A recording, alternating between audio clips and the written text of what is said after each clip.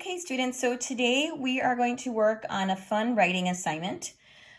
We are getting ready to go on break and spend time with our families and maybe Zoom with some friends and extended family, we'll see. But one thing that I thought would be fun for you guys to do for your writing assignment for today is to create a thankful tree. So the things that you're going to need is a Sharpie. You are going to need some construction paper of different colors, or you can actually get some regular copy paper and just use a marker or crayon to color it all the different fall leaf colors. So Mrs. Bialfas did not have construction paper, but she did have markers and white paper. So I made 3 yellow leaves, 3 orange leaves, 3 red leaves, and then 3 brown leaves. The other thing you're going to need is cardboard. Cardboard is what's going to make your tree. So that's going to be super fun for you. So I have 2 pieces of cardboard. I have one pretty large piece here and a second medium piece here. They can both be the same size. What I'm going to do is I am going to draw just really quickly, sort of a tree frame that doesn't have any leaves on it. Okay, so boys and girls, as you can see, I have decided to draw my tree frame on both pieces of cardboard. So if you look here, I have my first, and then this was my medium piece of cardboard that I found. And then my second one, I tried to make the tree almost identical in size to this first one.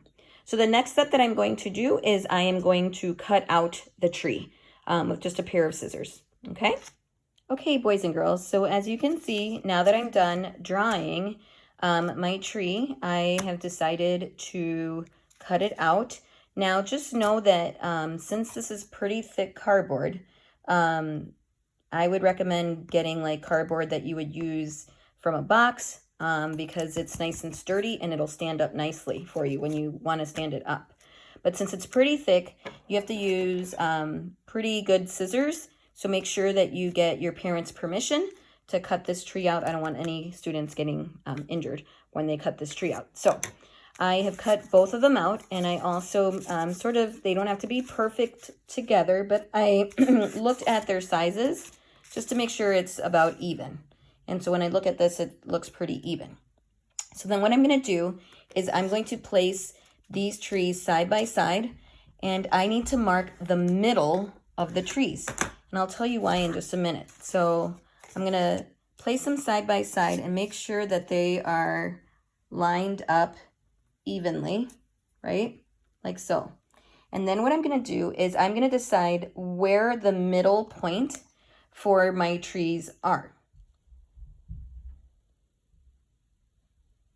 Okay, students, so I already told you that you need to sort of line these up side by side to sort of find the even middle point. Another thing you can do is you can go into your math box, and you should have a tape measure like this, or you can get a ruler. And so what Mrs. Bialfas did was she went to the center of her tree at the very top, and she decided to measure her entire tree. So she reached up to 9 and a couple of centimeters. So what I'm going to do later is I'm going to cut this right at the 9 spot, but I'm not going to do that yet. So then what I have to think is, what is half of 9? Half of 9, boys and girls, 9 divided by 2, in other words, because we've been working on our division, is 4.5. So I'm going to find the 4.5 spot on my tree, and I am going to mark it. So here's the 4.5 spot, and I'm just going to mark it right here in the center, okay? So now I've created my little center point. I then am going to do the same exact thing with my other tree. So I start at the top, I check, and it's right at practically at the 9 mark. So I figure, okay, half of 9 is 4.5. And so then I am going to just mark it right there. The other important thing, boys and girls, is to make sure that we are making our dot even along the sides of the tree. So I'm going to measure, and my tree is roughly 3.5 inches wide, right? So if it were 3 inches, I would be able to make the 2 the middle mark. But since it's a little bit wider, I'm actually going to go a little bit before the 2 to make my middle mark. Okay. And then I'm going to do the same thing with my other tree. This particular tree seems a little bit wider than my other one. It's almost at a 4. So I'm going to go a little closer to the 2. It doesn't have to be perfect, boys and girls. And I'm going to mark it. So now that you have your actual midpoint, you can make a little X if you want, like Mrs. B just did. And then I'm going to make an X on my other tree, like so. You are going to cut one tree from the bottom to the middle and the other tree from the top to the middle. So I'm going to decide, okay, which one is my wider one? I think this one is my wider one. The bottom is wider. So I'm going to decide to go from the bottom to the middle. So as you can see here, I'm trying to show you, I'm going to start right here at the bottom and I'm going to cut until I get to the middle, like so. So again, this cardboard's pretty thick. You're going to need, I'm going to actually use my better scissors. There we go, much easier. So again, these scissors are a little sharper, boys and girls, but it'll do the trick, okay?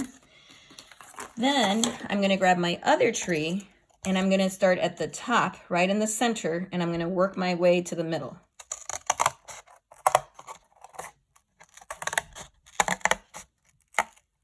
All right, now that is done. And then I'll show you the next step.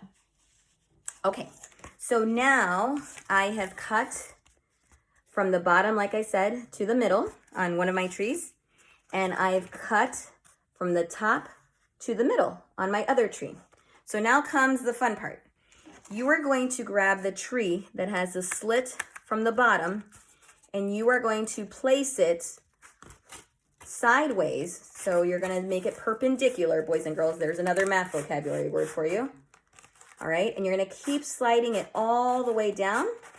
You might have to sort of shimmy it a little bit, but this is going to make your 3-dimensional tree. Okay, so then, okay, so now you can see Mrs. Bialphus's tree is standing nicely. It's a 3-dimensional tree, and it worked out perfectly. So now I'm going to add my thankful leaves. Okay, so now, boys and girls, now that you have all your leaves, remember Mrs. B showed you that she already had them already pre-cut, you are going to grab the Sharpie that I told you to have. The Sharpie's been really helpful cutting my cardboard, and now it's going to be really helpful writing my messages. So I want you to write in complete sentences different thankful messages. So I'm going to write, I am thankful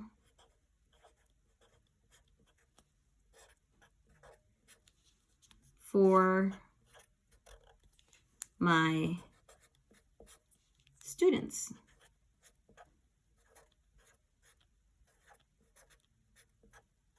And then, just like any good sentence, it needs a period at the end if it's a statement, right?